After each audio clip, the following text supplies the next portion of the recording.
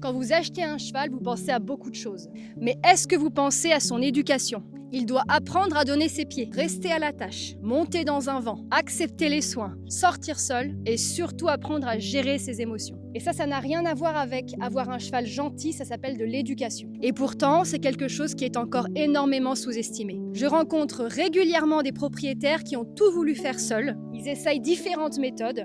Et le problème, c'est qu'avec un cheval, une erreur de timing peut avoir des conséquences très importantes. Et malheureusement, certaines personnes finissent par se faire peur, par se faire accidenter ou arrivent à un stade qu'elles envisagent même de s'en séparer. Faire appel à un professionnel, ce n'est pas forcément reconnaître que nous ne sommes pas capables de s'occuper de notre cheval, c'est parfois simplement reconnaître qu'on veut être accompagné. Pour mieux le comprendre, mieux communiquer avec lui et éviter que certaines difficultés deviennent de réels problèmes. Parce qu'on pense naturellement à appeler le vétérinaire lorsqu'un cheval est malade, on pense naturellement au maréchal quand il y a un problème avec les pieds, alors pourquoi attendre que la relation avec son cheval devienne dangereuse pour demander de l'aide à un éducateur? Et je pense qu'il faut vraiment considérer l'éducation du cheval comme partie intégrante de son entretien et de son bien-être. À tous les propriétaires, les cavaliers, dont le projet est d'acheter un jeune cheval, ayez conscience que tout cela aura un coût et qu'il est tout à fait normal et banal de faire venir un éducateur autant qu'un maréchal et qu'un vétérinaire.